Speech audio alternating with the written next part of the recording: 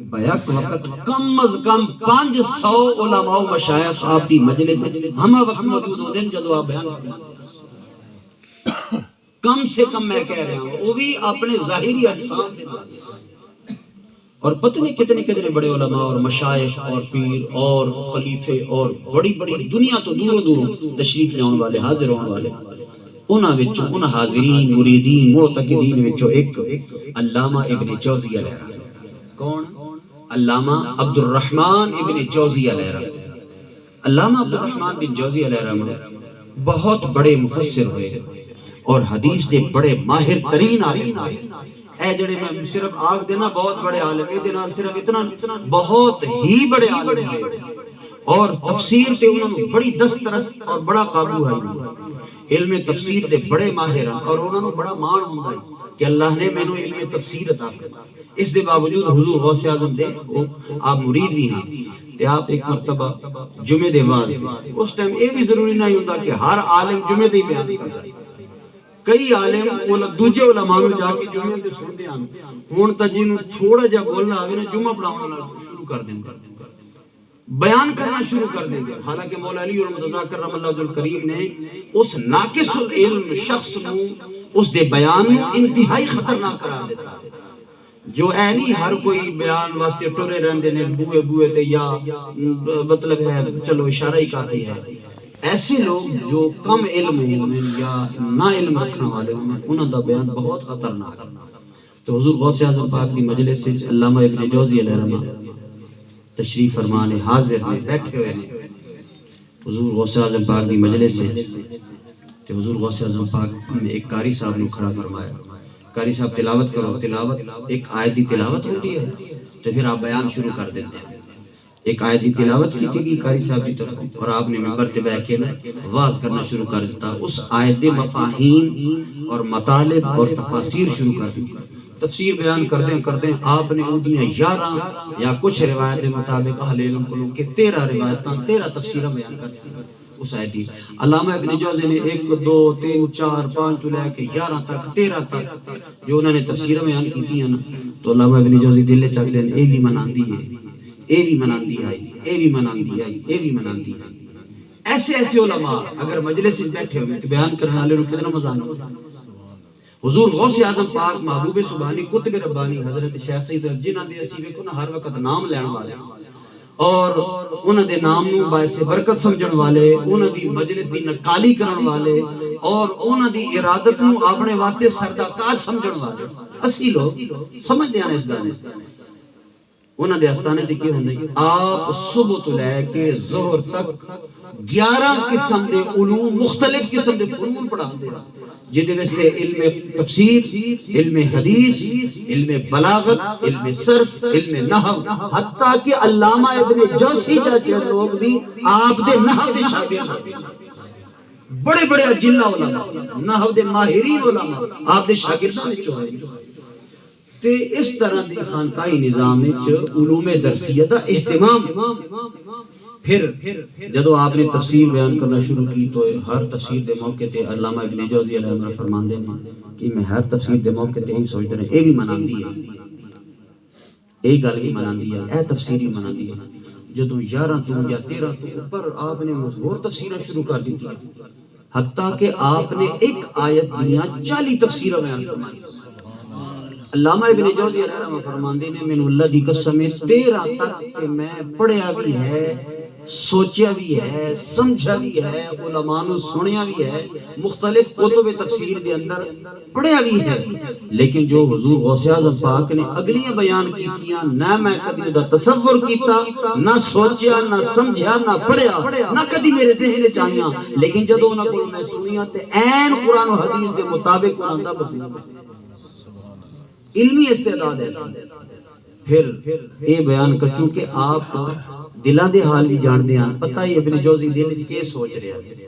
11 تو بعد 13 تو بعد جدو حضور غوث اعظم پاک نے اگلیاں تفسیراں بیان کیتیاں تے ابن جوزی دی طرف خاص توجہ کر دیا اگلی بھی سنو ہن تسی کہ ابن جوزی تو دل میں کیا سوچ رہا ہے کہ اتنی تجھے آتی ہیں؟ سنو غوث پاک کا علم ظاہری اتنا ہے کہ جس تفسیر کی حد تیرے یہاں تیرا ہے، حضور غوث اعظم پاک اس آیت کی 40 تفسیر۔ نعرہ تکبیر، نعرہ رسالت، نعرہ حیدری، نعرہ غوثیہ، ہم جواسیس القلوب، وہ جواسیس القلوب تھے، وہ جواسیس القلوب تھے، اور اصحاب حال واقعی جواسیس القلوب ہوتے ہیں۔ پھر اس کے بعد فرمایا اے ہون تک کیلو کا دی گلا زیادہ ہو گئی ہیں۔ حضور غوث اعظم پاک نے کیا فرمایا؟ کیلو کال دی گلا ڈھیر ساری ہو گئی ہیں، آؤ نا اس آیت دا ہون حالی تفسیر کر لگی، تفسیر حالی کر لگی۔ فرماتے ہیں جیسے ہی انہوں نے یہ کہا نا کہ آؤ اس آیت کا اب تفسیر کریں حالی، کیلو کال بڑا ہو گیا ہے، آؤ نا ذرا اس آیت کی تفسیر حالی کریں۔ پھر علماء بھی بیٹھے تھے، مشائخ بھی بیٹھے تھے، آپ کا یہ کہنا تھا اور پھر یوں لوگوں کی طرف نظر کرنا تھا۔ ابن جوزی کہتے ہیں بس وہ نظر مجھے یاد رہی، اللہ کی قسم اس کے بعد نہ مجھے اپنی خبر تھی نہ اس مجلس کی خبر تھی کہ آپ نے مجلس پر کیا کر دیا ہے۔ سارے وجد میں اور سرگرداں اور حیران تھے اور اپنے حال میں سر مار رہے تھے زمینوں پر، نہ انہیں اپنی خبر تھی نہ حضور غوث اعظم کی خبر۔ یوں وجدانی کیفیت حال والی جب تفسیر بیان کی نا تو سب پر وجد تاریخ ہے۔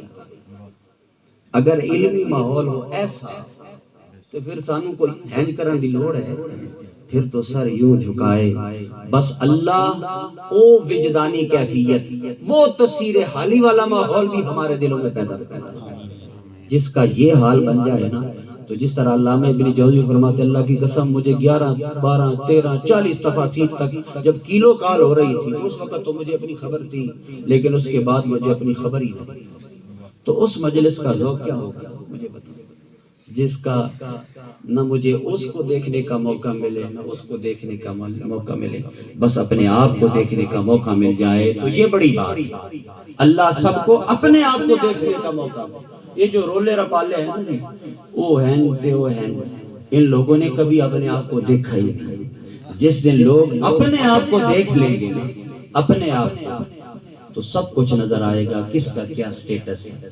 باقی رسول اللہ صلی اللہ علیہ وآلہ وسلم کا مقام و مرتبہ ہماری کیپیسٹی نہیں ہے، ہماری حیثیت نہیں ہے۔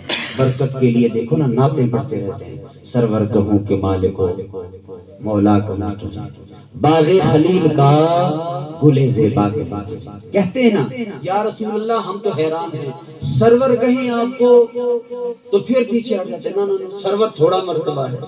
مالک کہیں اور مالک بھی کیسا، ایسا مالک جس کے اختیار میں کچھ نہیں۔ سرور کہوں کہ کا مطلب یا مالک و مختار کہوں، وہ باغ خلیل جو تھا نا جو دعائیں مانگی گئی تھی، اے اللہ میری اولاد میں سے اس نبی کو محفوظ فرما جس کے لیے اے اللہ تو نے ساری کائنات تخلیق فرمائی ہے، اس باغ خلیل کا یا رسول اللہ آپ کو گل زیبا نہ کہہ دوں۔